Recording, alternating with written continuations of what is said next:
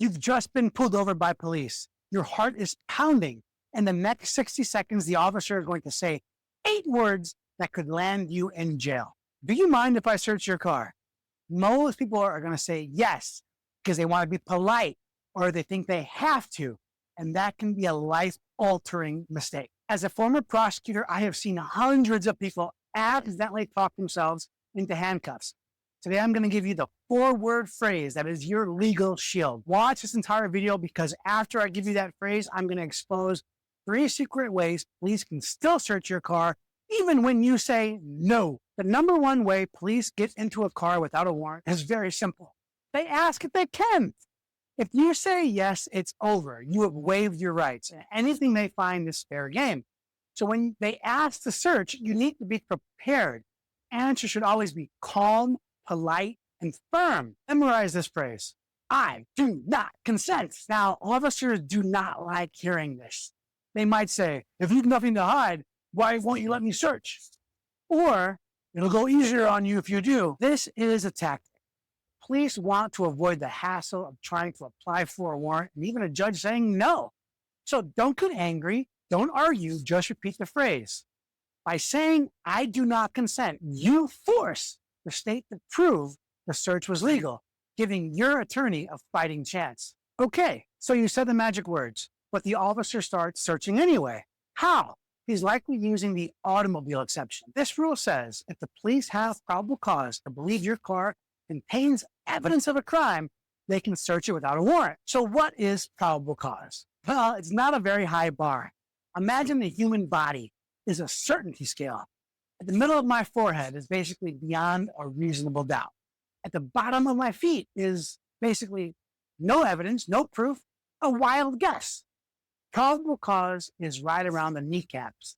It's more than some sort of hunch, but it's way less than 50-50 chance. So think about that. Now, what does that look like in real life? Well, the officer sees drugs or weapons in plain sight when he's talking to the person at the side of the road. In states where marijuana is still illegal, Indiana, if they smell marijuana raw or burning, that's going to give them permission to search the car under the automobile exception.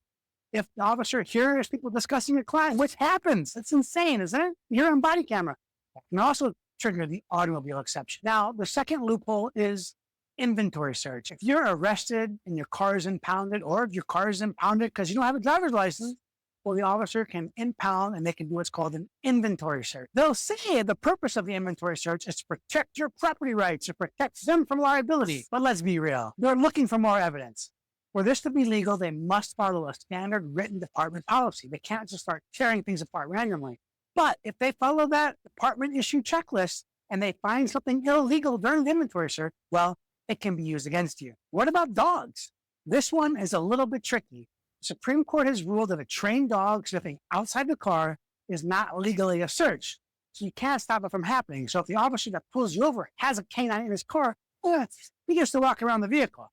Now, police can't unreasonably delay a traffic stop just to wait for a canine to arrive. But again, if the dog's already there or gets there quickly, they can walk around your car. And if that dog alerts, it signals it smells narcotics, that instantly gives the officer probable cause to search the vehicle. That takes us back to loophole number 1. So do your part in not extending a traffic stop. If you are pulled over, give them identifying information. Tell them, I don't consent to a search, and I plead the 5th, then stop talking to them. So let's put it all together. You've been pulled over. What do? Stay calm, keep your answers short and direct, and there are only 4 things you ever need to say.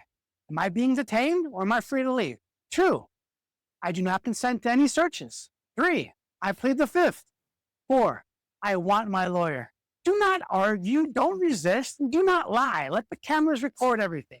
By staying calm and asserting your rights, you're not acting guilty, you're acting smart. You're building a foundation for your defense. Standing up for your rights is not easy, but it's the only way to make sure that you're protected. If you've been arrested in Indiana and your car was searched, you need someone who knows how to fight these loopholes. Give my office a call, 317-632-3642. I know I can help you. And if you've watched this far, like and subscribe to this video. Write me a comment. Let me know if you love me. Let me know if you hate me. I'll do my best to respond to all comments. Most importantly, remember to always plead the 5th.